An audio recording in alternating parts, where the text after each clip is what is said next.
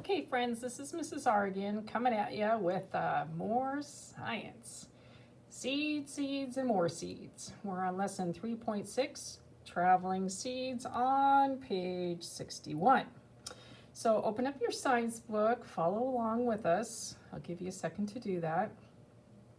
Meanwhile, we're going to be learning about how seeds are distributed. That means how they travel from one place to another. Because plants can't walk and drop their seeds and plant their seeds. They have to have somebody else to do it for them. So there's a lot of different ways that happens, and we're going to find out about that right about now. So hopefully you're on page 61, you're following with us. Here we go. Fruits are designed in many different ways to help the seed travel to a place where it can sprout and grow. If seeds could not travel away from the parent plant, they would not be able to grow into strong, healthy plants, because older, taller plants would take the larger share of the sunlight, water, and minerals available in that spot. God designed several ways for fruits to help the seeds move away from the parent plant. Sorry as I'm moving a little. Airborne seeds. Many kinds of seeds are moved by the wind. That's my wind sound effects. Seeds are designed to be spread by the wind, are usually lightweight. Orchids produce seeds that are as fine as dust. Orchids are also where we get vanilla from. Did you know that? The orchid seed is where, or the orchid pods, and the seeds are inside the pod. This is a seed pod, by the way. Not an orchid seed pod, but a seed pod nonetheless. Inside are the seeds, and if you shake it, you can hear the seeds rattle in there. But back to orchid seeds. Orchid seeds are, and orchid seed pods are where we get vanilla from, and we all love, well, at least I think we all love vanilla. Anyway, many kinds of seeds are moved by the wind. Seeds are designed to be spread by the light wind, or usually lightweight. Orchids produce seeds that are fine as dust. Because orchid seeds are so light, the wind can easily carry them. Beautiful poppy, number 1, our California state flower, produces a capsule fruit. After the petals fall off, the capsule splits open in dry weather. The many tiny poppy seeds are released when the capsule shakes in the wind. Now I have a capsule seed as well. It's not an orchid, it's not a poppy seed, but it does have the seeds inside here, and when the wind shakes, they all fall out. It happens to be empty right now, but the seeds would be inside there. And that is called a capsule fruit. Wind. Other airborne seeds are attached to downy tufts or plumes. These fine hairs help the seeds to float on the breeze. Next page, follow with me. If your little brother or sister is bugging you, tell them, go away, I'm reading science. Okay, but say it nicely. Okay, cattails, dandelions, milkweed, and thistles are a few of the plants that are equipped with downy hairs. Have you ever seen a dandelion that has gone to seed? Each tiny seed has its own little parachute. Well, I don't know about you, but I have plenty of these in my front yard right now as we speak. And my cat likes to lick them and eat them. I don't know what that's all about, but anyway, some seeds which are designed to travel through the air have wings. Many grasses have small winged seeds. Each seed in a pine cone, number 3, has one delicate wing that is caught by a gentle breeze.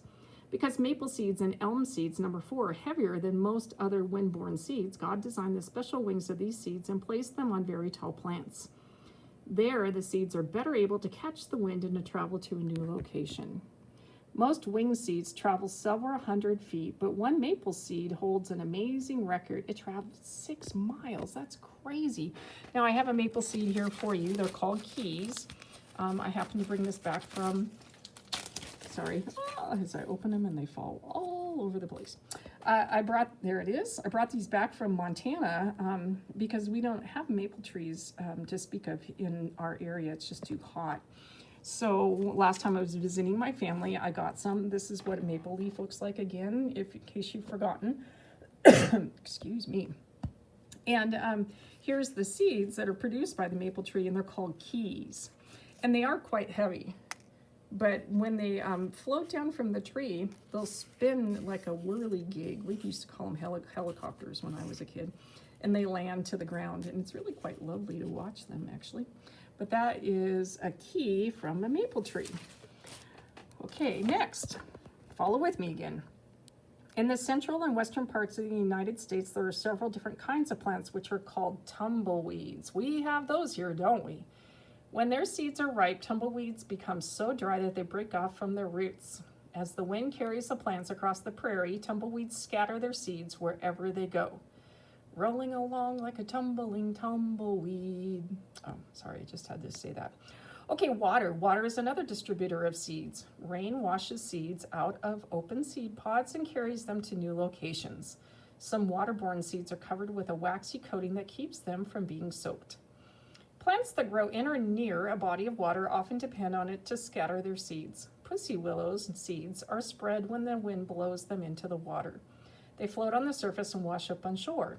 Often they soak up just the right amount of water so that they are able to sprout and grow where they land. Coconuts fall into the ocean and float to islands or other shores where they grow into coconut palm trees. Seeds of the red mangrove, number 6, we don't have those here, sprout roots while they are still on the tree. You can see the actual roots there at the bottom of the plant itself, right there.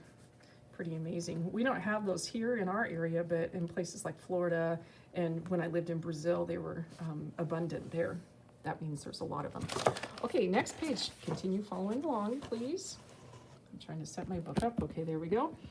When the seeds drop into the salt water where the trees grow, the heavy roots keep them upright in water. When the rootlet reaches a muddy spot, it anchors there and the tree grows. Next, animal and people. We carry seeds too, don't we? Sometimes intentionally and sometimes by accident. Animals are responsible for moving many seeds. Some seeds are collected by squirrels or blue jays. The animal stores the seed for food, but sometimes loses or forgets them. That's because the squirrel's brain is about the size of an acorn, so it's not going to remember where it planted all of those acorns or hid all of those acorns. So then they grow into trees. God is so smart. When fruits with large seeds are eaten by animals, the seed is dropped on the ground after the animal eats the juicy fruit. When fruits with small seeds, such as blackberries, are eaten, the animal often eats the seeds right along with the fruit. The seeds then pass unharmed through the animal's digestive tract, where they are dropped. Yeah, I know what that means. Don't get cray-cray on me. Some seeds are designed with little hooks or barbs. These structures help the seed to latch onto the animal's fur, or a bird's feathers, or even your sweater or socks. Cockleburs, burdocks, and beggar's ticks are a few of these hitchhiking seeds. Other seeds, such as flax, are covered with a sticky substance that helps them to hitch a ride on a passing animal. People often move seeds deliberately when they travel from one place to another and carry plants or seeds with them. Okay, we're almost done. Hang in there, friends. Other special methods. Some plants are designed to scatter their own seeds. When the fruit of the jewelweed ripens, it explodes, shooting its seeds in all directions. Wisteria, that's what we have hanging above the lattice work when you go to the gym. That's that purple flower that's blooming right now. Wisteria and other members of the pea family produce pea seeds in pods. When the pods dry out, they split and the seeds are scattered. When the squirting cucumber is ripe, it drops from its stalk, leaving a hole in the end of the fruit. The seeds are shot out of this hole. Some seeds are shot as much as 15 feet away from the plant. That's pretty far. Okay, and then you have some questions to answer there. Hopefully you're thinking those through and thinking about those. And then we'll read next. Tomorrow we'll read 3.7 germination. Thanks for listening. Bye.